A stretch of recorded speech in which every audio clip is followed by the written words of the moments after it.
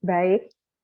Halo, Halo Bapak. baik. Terima kasih Mbak Frida. Selamat siang menjelang sore rekan-rekan di seluruh Indonesia. Puji syukur, alhamdulillah kita semua bisa hadir dalam kondisi sehat di tengah keprihatinan nasional dan seluruh dunia yang sedang pandemi. Rekan-rekan sekalian, kita bersyukur Indonesia salah satu negeri yang sangat luar biasa diberikan kekayaan herbal, bahan herbal, sehingga ini menjadi potensi yang luar biasa untuk kita semua. Untuk memulai ini, sebelumnya saya ucapkan kepada Bank BRI, khususnya BRI Research Institute yang sudah mengundang saya. Ini saya sangat senang, keren sekali acara ini, karena apa Mbak Bida sama rekan-rekan BRI? Saya 4 tahun ini benar-benar menggelutin jamu. Salah satu yang belum terkoneksi dari para pengusaha UMKM, terutama yang UMKM adalah terkoneksi dengan lembaga keuangan. Nah ini yang mengadakan lembaga keuangan besar di Indonesia, sebuah bank besar di Indonesia yang sangat merakyat, yaitu Bank Rakyat Indonesia, kemudian memberikan edukasi tentang jamu. Ini sangat keren sekali. Nah, untuk memulai ini saya silakan rekan-rekan dari panitia untuk slide show dari materi saya, silakan. Nah, saya memberi judul dasarnya khasiat dan potensi ekonomi tentang empon-empon. Empon-empon ini sudah menjadi produk yang banyak digunakan hampir di seluruh dunia, karena memang khasiatnya luar biasa dan nilai ekonomi juga sangat tinggi. Nah, mudah-mudahan dalam waktu 60 menit ini saya akan bisa menjelaskan dengan cukup jelas, namun untuk yang sifatnya teknikal seperti nanti ramuan dan juga tutorial nanti bisa di-download di Jamu Digital. Slide.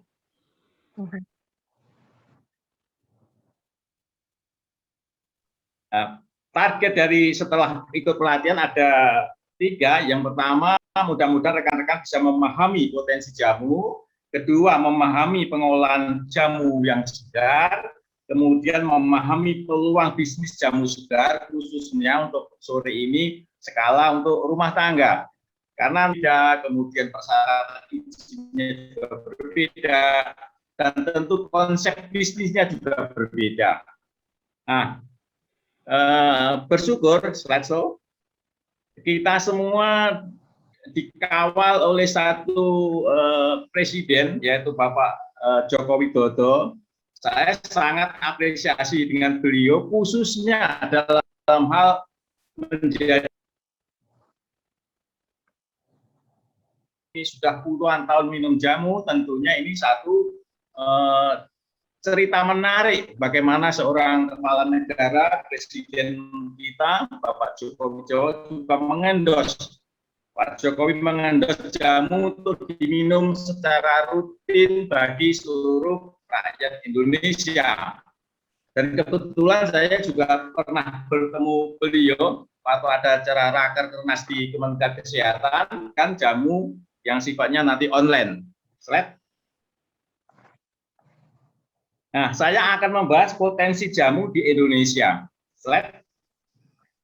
Di seluruh dunia, pada 3 dekade terakhir atau 40 tahun yang lalu, gerakan back to nature, kembali ke alam, itu sudah digaungkan oleh masyarakat dunia. Sehingga obat bahan alam atau di Indonesia dikenal dengan obat tradisional atau jamu. Jadi masyarakat dunia pun sudah sangat familiar dengan bahan alam ini. Dan ini tentu menjadi suatu potensi yang luar biasa berdasarkan catatan Sekretariat Convention on Biological Diversity itu luar biasa, sehingga ayo teman-teman yang sekarang hadir di pelatihan ini, kita gunakan potensi bangsa ini.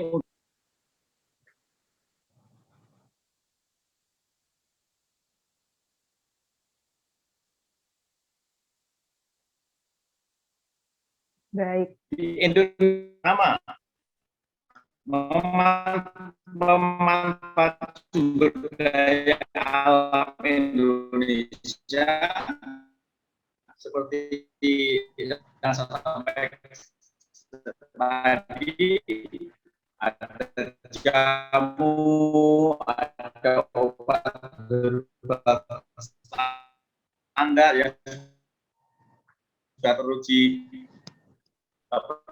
diklaim di BPJS atau masuk dalam sistem JKN.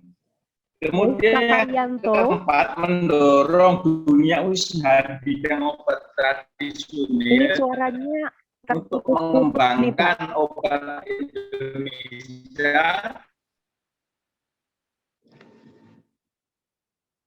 Ya, Pak Karyanto, jelas? Ya, Mbak Vida. Ini suaranya terputus-putus.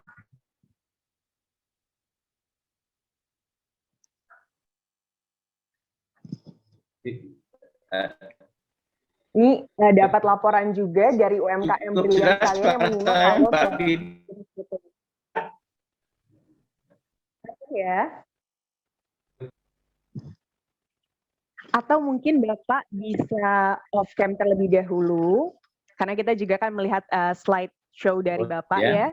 Jadi biar di off cam terlebih dahulu, nanti suaranya lebih jelas. Baik, siap. Oke. Baik, dicoba Pak.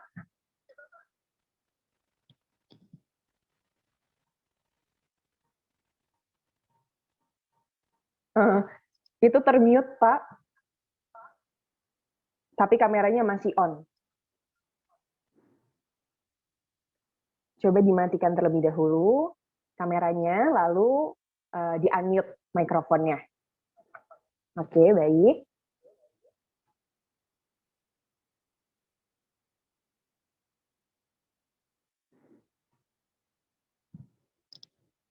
Masih kebalik nih, Pak. Minta Mantia saya dibikinkan co-host, sehingga nanti saya nggak mati sendiri. Cukup jelas, Mbak Firda? Gimana, Pak? Panitia tolong saya dijadikan co-host, sehingga nanti kalau ini termute itu karena dari sistem sana, saya nggak bisa masuk. Baik, siap. Baik. Apakah cukup jelas sekarang? Cukup jelas, Pak. Baik, jadi di Indonesia sudah ada namanya strategi kebijaksanaan obat tradisional, itu dikeluarkan oleh Kementerian Kesehatan tahun 2007. Itu ada 4 manfaat yang harus kita gunakan, yaitu untuk menggalakkan pemanfaatan sumber daya alam di Indonesia, menjamin obat tradisional yang berkembang atau beredar di Indonesia aman, bermutu tinggi dan bermanfaat. Kemudian bagaimana obat tradisional ini juga didukung oleh data evidence base atau data uji ilmiah. Yang terakhir, bagaimana pengembangan dunia usaha di bidang obat tradisional bisa berkembang di negeri sendiri, tapi juga dapat diterima di negara ekspor. Kita bersyukur sudah banyak perusahaan Indonesia, perusahaan jamu maupun herbal sudah melakukan ekspor di berbagai negara. Slide. Bapak Ibu sekalian, slide. Untuk mendukung komitmen kami dalam usaha memberikan informasi terbaik tentang jamu, saya sudah beberapa kali berkunjung di beberapa negara. Saya pernah belajar Ayurveda di India. Selama 2 minggu saya belajar Ayurveda, belajar bagaimana pengobatan ala India, kemudian obat-obatan Ayurveda. Ternyata sebetulnya bahan bakunya kita jauh lebih hebat dibandingkan India. SDM kita juga nggak kalah hebat dengan mereka. Salah satu kelemahannya di India, Ayurveda atau obat pengobatan tradisi sudah masuk dalam sistem kesehatan, sementara kita belum. Kemudian di Kamboja produk obat herbal di Indonesia sudah banyak dipasarkan di beberapa apotek, bahkan juga dipakai atau dirasakan dokter di sejumlah rumah sakit di Kamboja. Kalau di Malaysia, saya menemukan hal yang unik di Malaysia. Di sana setiap toko obat itu dilengkapi dengan satu alat detektor, sehingga seperti alat seperti ATM itu, sehingga kalau ditempelkan produknya itu asli, muncul tanda kode dari negara Malaysia. Itu saya kira perlu dicontoh sehingga masyarakat dapat mendapatkan obat yang asli dan legal. di Manila sama seperti di Kambodia, bahwa di Manila juga banyak digunakan obat-obatan herbal Indonesia di rumah sakit maupun dipasarkan di jaringan apotek terbesar di Filipina, misalkan Mercury Drug. Itu produk herbal Indonesia sangat banyak dipasarkan di sana. Kemudian di Jepang, kita kenal bahwa mereka punya namanya pengobatan Kempo. Nah, saya pernah ke Hiroshima, mungkin 11 hari di sana. Di sana itu wisata herbalnya dikemas. Jadi satu saat saya satu hari itu diajak keliling satu di taman. Di situ dilakukan acara minum teh. Diajari bagaimana minumnya, bagaimana adatnya, kemudian apa manfaatnya. Nah ini sebenarnya bisa dikemas menjadi wisata jamu di Indonesia. Slide. Kemudian di Arab Saudi, kita kenal negara ini tandus ya, tapi dia punya brand yang kuat yaitu Tibun Nabawi. Yang sangat diunggul adalah korma, kemudian diolah menjadi sari korma. Susu onta sangat kuat brandnya lah. Inilah di Indonesia perlu adanya branding jamu sehingga jamu Indonesia itu seperti apa mau di branding. Nah ini tentunya menjadi kepentingan banyak pihak, termasuk juga kita-kita yang bergerak di bidang media. Slide. Potensi di Indonesia, Bapak Ibu sekalian, itu ada 30.000 tanaman spesies tanaman. Dari 30.000 itu yang sudah terindikasi berkhasiat obat sejumlah 9.600. Yang dipakai untuk obat tradisional, untuk bahan baku hanya sekitar 300. Jadi potensinya masih sangat besar. Sehingga potensi ini bisa menjadi daya saing bangsa. Ada 3 cara untuk mengetahui potensi bahan alam Indonesia. Yang pertama, genetic resources. Apa itu genetic resources? Yaitu kekayaan bahan alam yang ada di Indonesia yang kita sebut mega biodiversitas. Itu luar biasa dampaknya. Kita nomor 2 di dunia setelah Brasil.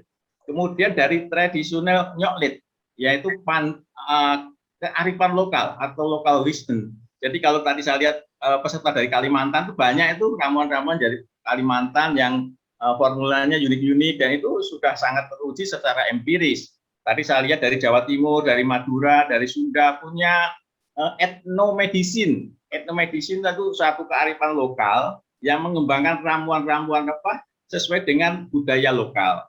Kemudian herbal medicine produk yaitu produk herbal yang dikemas secara pabrikan.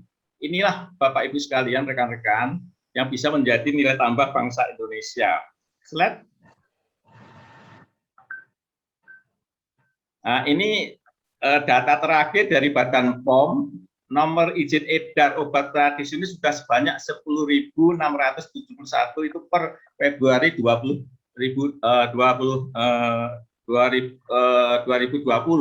Sehingga ke depan ini masih ada potensi yang luar biasa. Jadi kalau teman-teman yang hadir sore ini, yang hampir sudah 400 peserta ini, bisa menjadi pengusaha UMKM di bidang herbal di masing-masing daerahnya masing-masing. Slide. Bapak Ibu sekalian, jadi produk jamu itu memiliki potensi yang sangat besar. Omset kita baru 30 triliun dari 600 sekian triliun omset dunia. Jadi ini perlu terus digalakkan. Mudah-mudahan yang rekan-rekan yang hari ini hadir bisa menjadi satu penerus pengusaha herbal yang sukses di masa depan. Slide.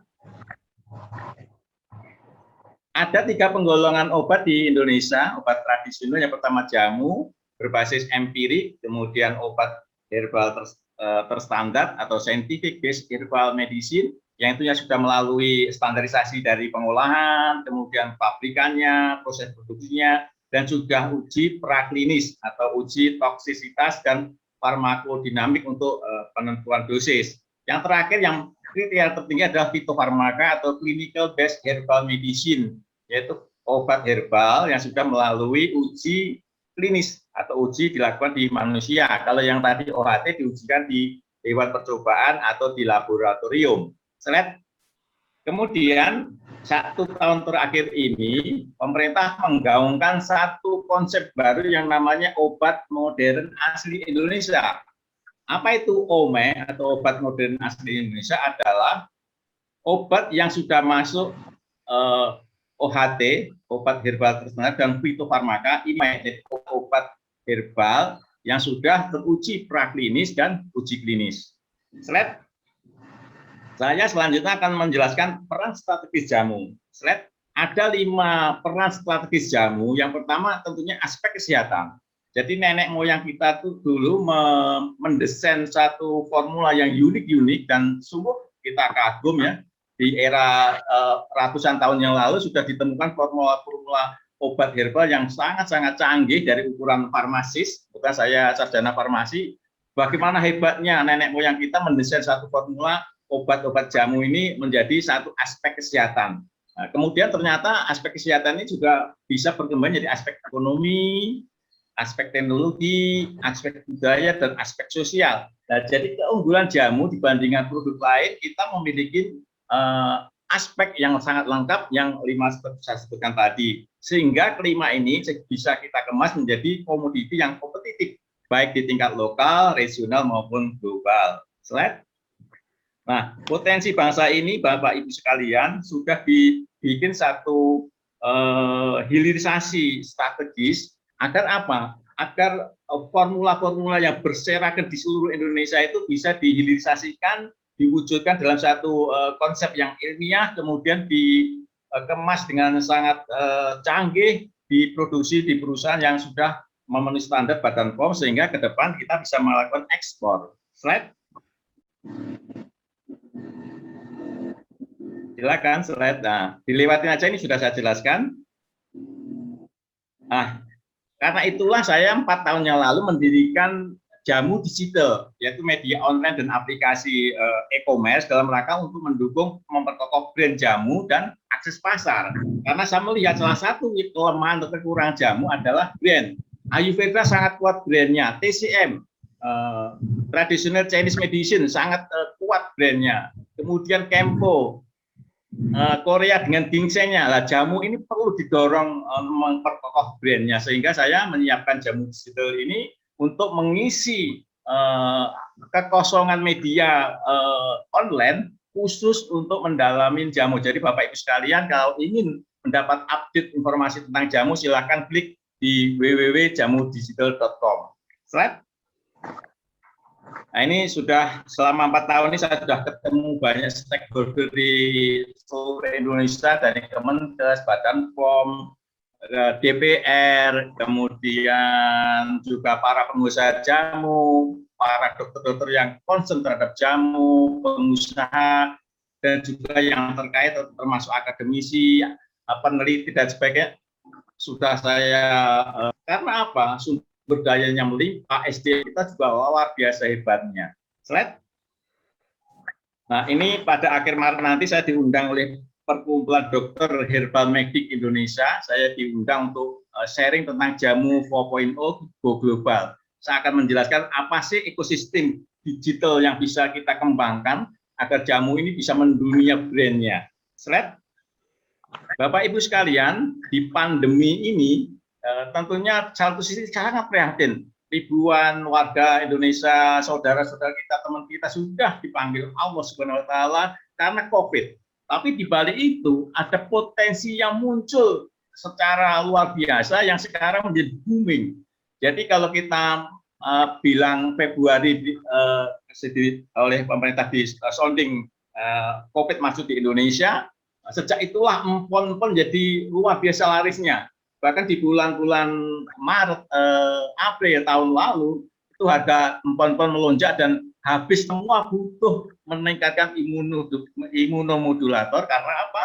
Karena belum ada obatnya COVID ini. Sehingga sekarang ada vaksinnya. Nah, untuk itulah rekan-rekan sekalian, ini potensi jamu ini luar biasa. Empon-empon terutama hari ini saya bahas karena apa? Mudah ditanam, mudah didapat, mudah mengolahnya. Khasiatnya luar biasa dahsyat. Sehat. Nah, saya khusus membahas empon-empon karena di waktu yang hanya 1 jam ini saya ingin fokus pada satu produk olahan jamu segar yang mudah dilakukan di rumah. Ibu-ibu sudah bisa menyuguhkan ramuan sehat, healthy drink di rumah secara mudah dan sehat. Syukur-syukur kalau bisa sudah berkembang, bisa dijual untuk lingkungan kiri kanan. pertama selain untuk membantu menyehatkan masyarakat, mensosialisasikan jamu, tapi juga menambah income keluarga. Jadi kurkumin di dalam kunyit ini, Bapak Ibu sekalian, ini suatu zat kimia yang luar biasa dahsyatnya karena punya anti inflamasi, antiseptik, antibakteri, dan tentunya antioksidan. Nah, ini sangat bagus untuk tubuh kita juga agar tubuh kita tetap bugar, bisa melawan antibakteri, antivirus, anti peradangan. Nah, ini kita gunakan olahan empon-empon ini untuk menyehatkan keluarga kita dan syukur-syukur untuk tetangga dan lingkungan kita sekitarnya. Slide. Nah, empon-empon yang banyak digunakan ada 5, Bapak Ibu sekalian, ada temulawak, ada kunyit, temu giring, lempuyang, dan jahe ini yang paling banyak digunakan untuk ramuan obat tradisional. Nah, nanti slide-nya akan dibagikan oleh panitia, jadi nggak saya bacakan satu-satu, silakan nanti di-download di linknya panitia. Slide, saya akan masuk membuat jamu yang segar. Nah, ini contoh-contoh biofarmaka itu tumbuhan obat yang berkhasiat untuk obat. Itu kunyit misalkan yang paling banyak itu diekspor di salah satunya India dan Jepang. Jadi ini luar biasa nih kunyit ini. Misalkan kemarin saya lihat teman-teman dari Ponorogo itu dalam sebulan itu berapa ratus ton untuk diekspor ke negara India dan juga di Bangladesh dan di Jepang. Slide. Bagaimana membuat jamu yang baik dan yang benar? Nah, tentunya saya membahas ini jamu segar. Jadi Bapak Ibu sekalian, saya pernah diundang Badan POM untuk memberikan pelatihan di Sukoharjo. Jadi Sukoharjo itu di Jawa Tengah, itu ada satu pasar 2 lantai pasarnya, itu namanya pasar jamu muter. Itu semua jualan jamu semua. Nah, disitulah oleh Menteri PMK waktu itu Mbak Puan Maharani di setting menjadi kota destinasi wisata jamu. Nah, di sana mengolah jamu-jamu segar. Apa sih jamu segar? Yaitu jamu yang dibuat dari ramuan bahan obat untuk segera dikonsumsi. Jadi kalau sudah mengolah jamu segar, jangan bertanya awet berapa hari. Kalau memang tujuannya dulu jamu segar itu nilai tambahnya adalah segarnya. Jadi ini saya bersama teman-teman dari Kabupaten Sukoharjo dalam rangka bimbingan teknis yang dilakukan oleh Badan POM tahun 2019. Slide. Nah, ada 3 parameter yang harus kita lakukan jika kita mengolah jamu segar. Yang pertama harus aman. Apa sih aman itu? Telah digunakan secara turun-temurun, menggunakan bahan tumbuhan obat yang benar, tidak ditambahkan bahan kimia. Hati-hati nih, jangan sekali-kali kita menambahkan bahan kimia di dalam jamu segar kita. Mutunya bagaimana? Pembuatannya harus baik. Secara fisik tidak tercampur jamur, empon-emponnya atau rempahnya. Kemudian kita yang meracik juga harus higienis. Harus kukunya dipotong, sebaiknya juga pakai masker saat mengolah. Kemudian juga sanitasinya, misalkan alatnya juga bersih. Jangan menaruh alat-alat untuk pengolahan jamu di depan pintu kamar mandi, misalkan ya harus dijauh hal-hal yang kemungkinan akan tercemar dengan bakteri. Dan manfaatnya tentunya kalau jamu itu mohon maaf jangan berasumsi langsung manjur, tapi gunakanlah jamu segar ini sebagai healthy drink, minuman segar yang bisa kita konsumsi harian. Dengan itu imunitas meningkat, imunnya meningkat. Badan kita itu kalau kita seperti Kopassus, nanti kalau ada teroris kita tahan. Nah, teroris itu anggap aja virusnya. Kalau ada virus atau bakteri, tapi imun kita bagus, kita bisa melawan. Nah, itulah disebut namanya antibodi atau kekebalan tubuh. Slide. Nah, prosesnya bagaimana Bapak Ibu sekalian? Yang pertama, pilihlah bahan yang baik dan benar. Kemudian kupas atau kerik jika perlu. Kadang-kadang kan kalau kita jahe misalkan itu kalau dikupas mungkin takut banyak yang kebuang, cukup dikerik biar tidak banyak bahan yang terbuang. Cuci dengan air mengalir. Nah, seringkali ini dibolak-balik gitu empon-emponnya, tapi sebaiknya dicuci dengan air mengalir, kemudian diiris atau diparut atau ditumbuk blender. Jadi dalam penyarian Bapak Ibu sekalian ada beberapa metode ya. Kok Mbak itu atau Pak itu bikin jamunya kalau diiris direbus, ada satu yang lagi ditumbuk, ada lagi yang diparut, ada lagi yang di blender. Apakah itu beda? Tidak, itu benar sama. Itu proses penyarian yang secara metodologi farmasi dibenarkan. Itu hanya proses kebiasaan, ada yang suka diiris, ada yang suka diparut. Sekarang biasanya masyarakat modern sukanya di blender ya, karena alatnya sudah ada, lebih mudah. Kemudian direbus dengan air. Jadi tahapan-tahapan 5 ini sangat mudah. Kemudian penyimpanan. Kalau penyimpanan saya sarankan dipakai botol yang dari gelas. Kemudian juga kalau di dalam kulkas bisa tahan sampai 2 atau 3 hari. Nah, ini saya membuat vlog di depan Istana Negara Jakarta. Slide. Pembuatan jamu yang segar, pemilihan bahan bakunya. Pertama, untuk bahan rempah-rempah Bapak Ibu sekalian, pilihlah empon-empon yang rimpangnya itu segar. Yang tidak kisut, bahasa Jawanya itu kisut atau agak sudah mengering. Nah, kemudian pastikan tidak ada jamur. Biasanya ada bintik-bintik putih di sela-sela empon-empon itu, sebaiknya tidak dipakai yang itu. Itu salah satu untuk melihat pemilihan bahan bakunya harus baik. Gunakan air yang berkualitas baik, air minum tentunya, tidak boleh dicampur dengan bahan obat kimia. Ini sering sekali para pelaku yang agak nakal ya ini. Pertama saya ingatkan, Anda sudah membuat tubuh orang yang minum jamu Anda akan mengalami efek samping dan juga pertanggungjawaban akhirnya akan ada ini karena Anda mencampur sesuatu yang harusnya tidak digunakan untuk obat herbal jamu segar. Slide. Nah, ini rimpang kunyit yang segar ini seperti ini. Kalau itu sekarang yang paling atas segar, warnanya seperti baju saya ini, saya pakai baju oranye karena ini lagi bahas empon-empon. Jangan dipilih yang sudah keriput, yang paling bawah kanan itu yang sudah mulai agak berjamur dan itu sudah nggak maksimal. Rimpang jahe berkualitas itu kulitnya mengkilat, irisan melintangnya cerah dan baunya enak sekali. Slide, Mas. Nah, ini alat-alatnya Bapak Ibu sekalian. Kenapa sih simbah-simbah kita, nenek moyang kita tuh kan produksinya pakai kalau di Jawa namanya kuali atau dari tanah liat karena memang yang terbaik, karena kalau kita menggunakan aluminium pancinya itu akan ada terjadi reaksi antara herbalnya atau empon-emponnya dengan aluminium. Sekarang kalau mencari tanah liat susah untuk memasaknya, bisa menggunakan stainless steel. Jadi saya kira itu sekarang sudah tersedia banyak stainless steel dengan harga yang terjangkau. Gunakanlah itu. Jadi gunakan alat yang sifatnya food grade. Gunakan yang bersih pencuciannya. Kemudian jika Anda menggunakan tumbuhan dari kayu, kan ada lupang dari kayu, pastikan tidak berjamur. Saya sarankan kalau pakai tumbuk digunakan batu atau alu dalam bahasa Jawanya. Karena apa? Itu potensi ada jamurnya sangat kecil. Kalau alunya atau lumpangnya dari kayu, setelah dipakai kemudian dicuci, biasanya akan timbul jamur. Risiko ada jamur. Slide. Nah, ibu-ibu sekalian, yang perlu dipastikan adalah higienitas dan sanitasi. Kenapa sih kok kita harus memperhatikan? Karena produk yang ibu pakai ini untuk proses pengobatan agar kita sehat.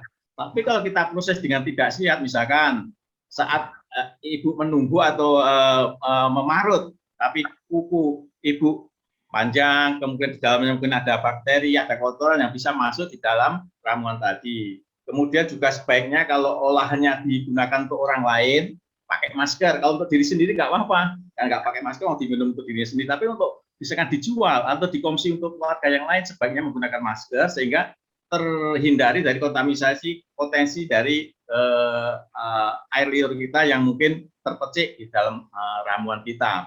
Nah, sanitasinya juga dijaga, Bapak Ibu sekalian. Gunakan sebaiknya kalau sudah skalanya produksi untuk dijual, alat yang digunakan untuk rumah tangga itu berbeda dengan alat yang kita gunakan untuk mengolah herbal. Jangan sampai nanti misalkan habis untuk memasak yang bau, misalkan masak jengkol atau pete, kemudian kita gunakan masak untuk ramuan jamu kita, takutnya aromanya kebawa ke herbal yang kita olah. Slide.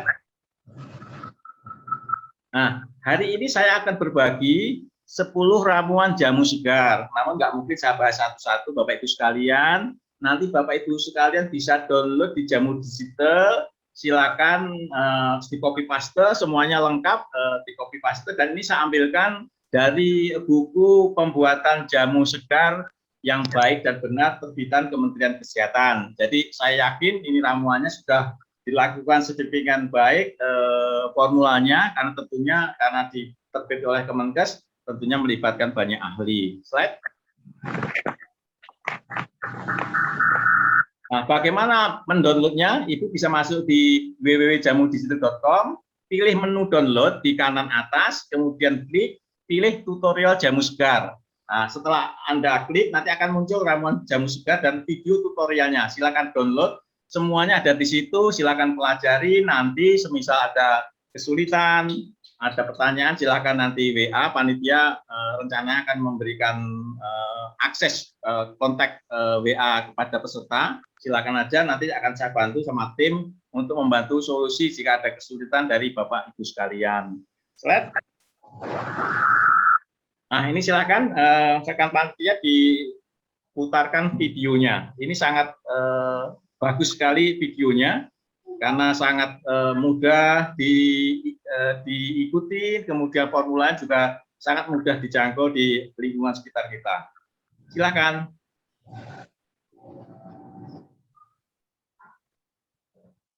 Bila videonya diputarkan.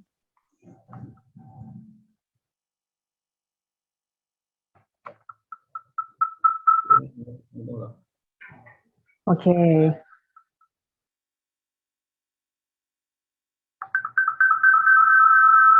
Oke, sambil nunggu videonya diputarkan,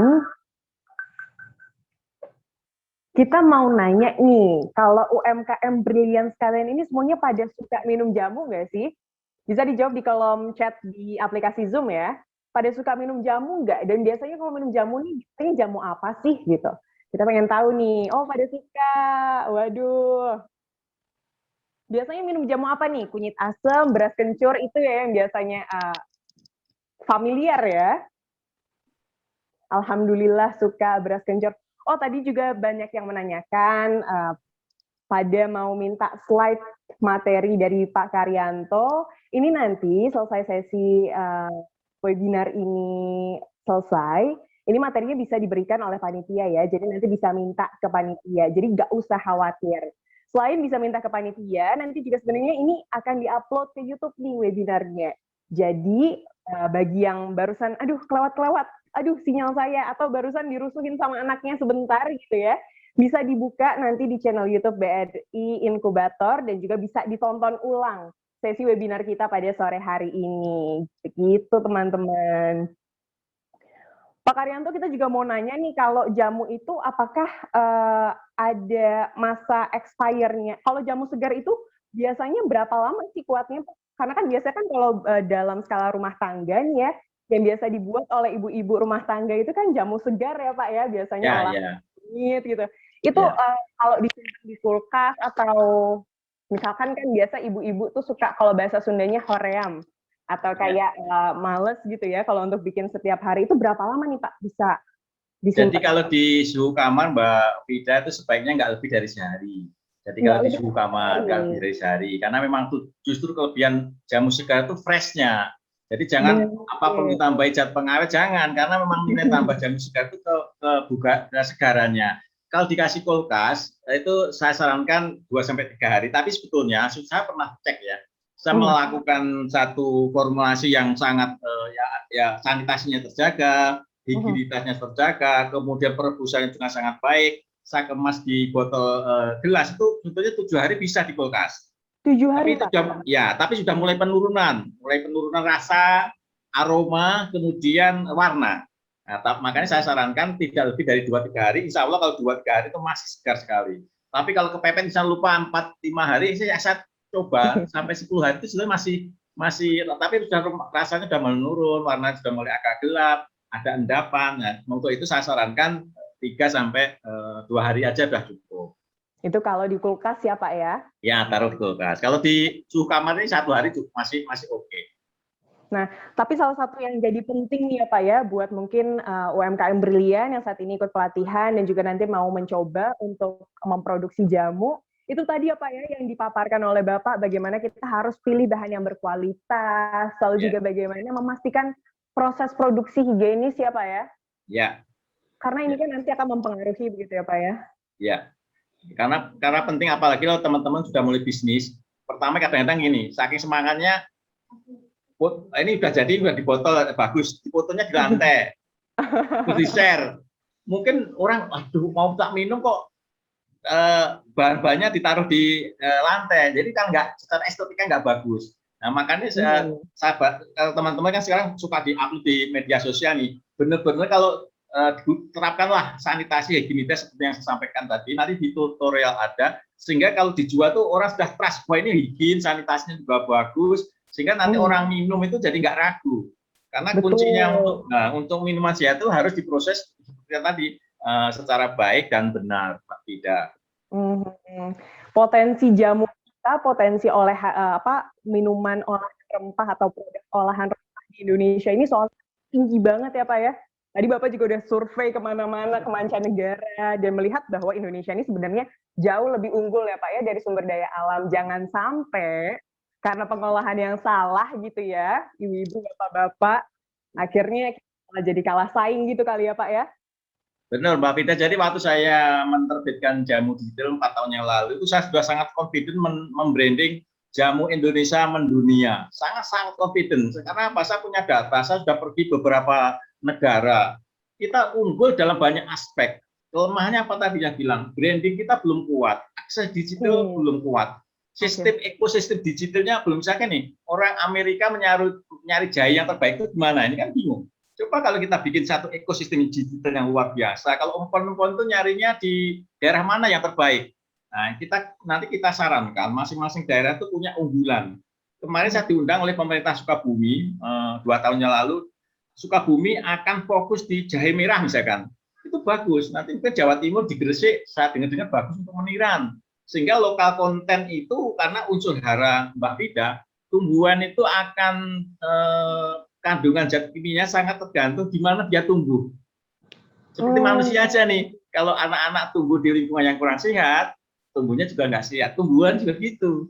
Nah, untuk itulah saya ingin ada satu ekosistem digital. Misalkan kalau temulawak yang terbaik itu di mana? Nanti sehingga seluruh dunia kalau mau impor itu gampang. Kalau temulawak ini daerah ini, kemudian jahe ini dan sebagainya.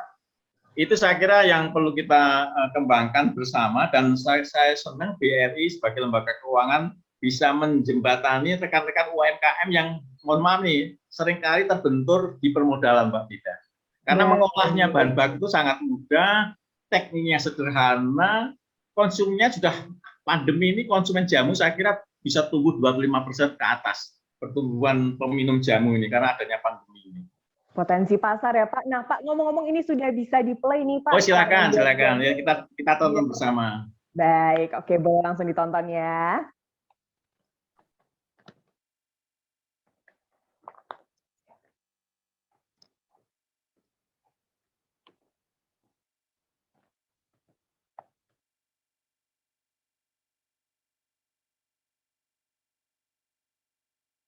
Ayo bikin jamu sendiri. Dan kebugaran keluarga serta menikmati.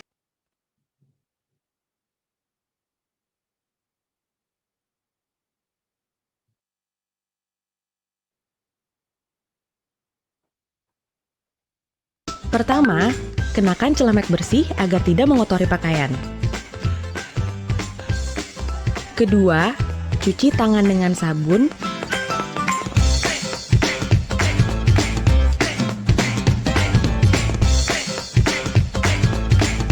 Dimulai dari depan hingga ke belakang. Sela-sela jari, buku-buku jari, kuku-kuku jari, jempol, dan pergelangan tangan. Ketiga, gunakan peralatan masak standar food grade. Keempat, rebus botol bersih dalam air mendidih selama 15 menit.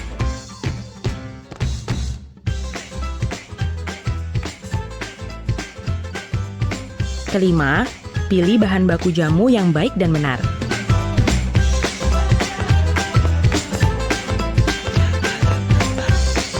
Siapkan 1 kg kencur segar, setengah kilogram gula aren, seperempat kilogram jahe segar, 1 sendok teh kapulaga, 1 sendok teh kembang lawang, 1 sendok teh serbuk kedaung sangrai, 3 lembar daun jeruk, 2 lembar daun pandan, garam secukupnya, gula putih secukupnya, 1 ons beras sangrai tumbuk halus, 3 liter air. Peras dengan air jahe dan kencur yang sudah ditumbuk halus.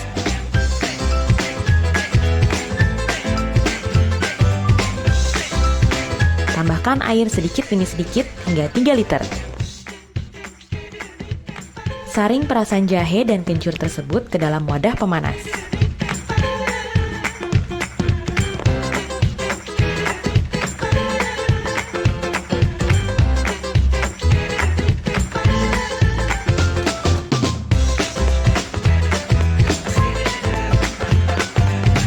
Kemudian, masukkan gula aren,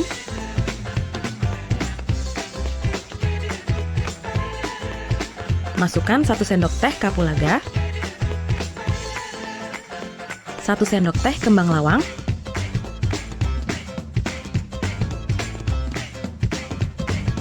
1 sendok teh serbuk kedaung sangrai,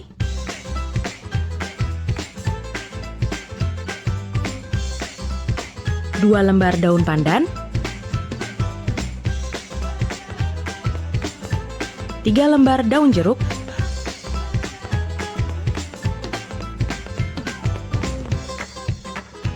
garam secukupnya, gula putih secukupnya,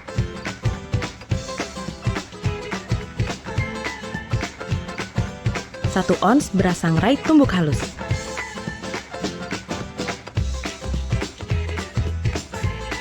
Lalu aduk hingga merata dan rebus hingga mendidih.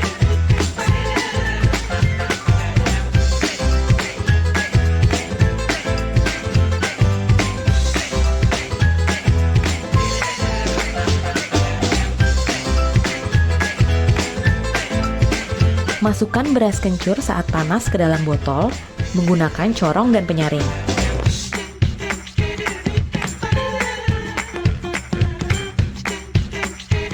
Manfaatnya, mengurangi pegal linu, meringankan masuk angin, flu, pilek, demam, dan batuk. Membantu meningkatkan stamina.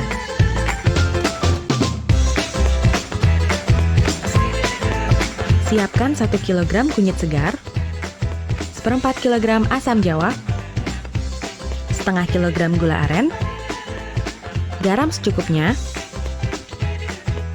gula putih secukupnya, 3 liter air. Peras dengan air kunyit yang sudah ditumbuk halus. Tambahkan air sedikit demi sedikit hingga 3 liter.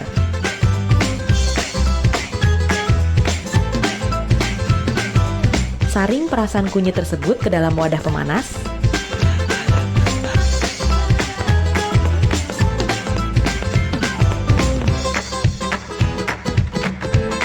Kemudian, masukkan gula aren, asam jawa,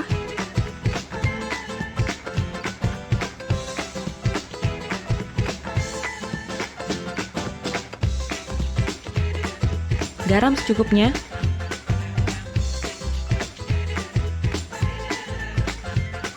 gula putih secukupnya,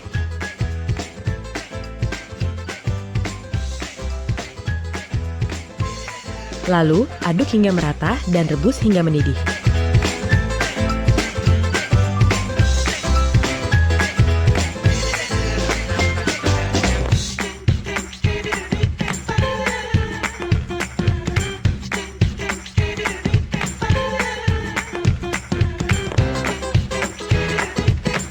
Masukkan kunyit asam saat panas ke dalam botol menggunakan corong dan penyaring.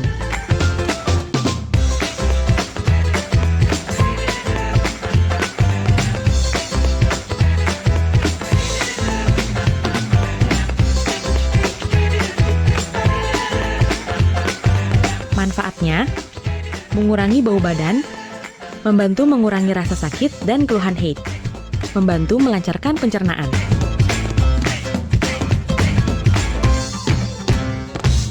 Siapkan 1/4 kg kayu secang, 1/4 kg jahe segar, setengah kilogram gula putih, 1 sendok makan kapulaga, 7 lembar daun jeruk, 7 lembar daun pandan, 1 batang kayu manis, garam secukupnya,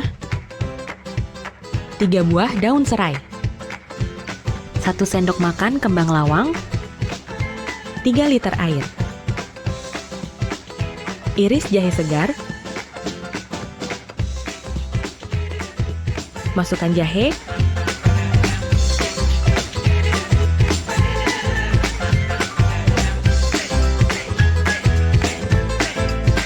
Kapulaga.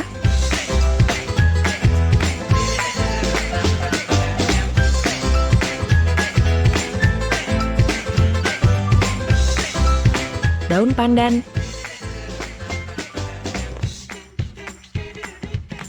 kembang lawang, daun jeruk,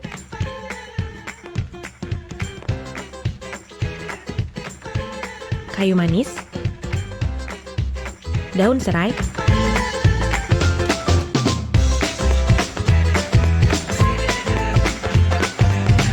gula secukupnya,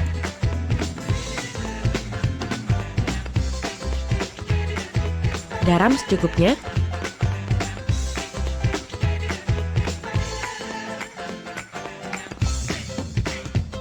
kayu secang,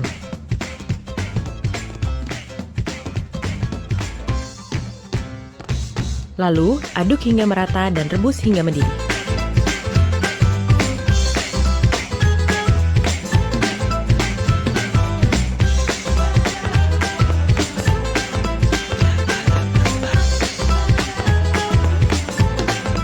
Masukkan wedang secang ke dalam botol menggunakan corong sekaligus penyaring.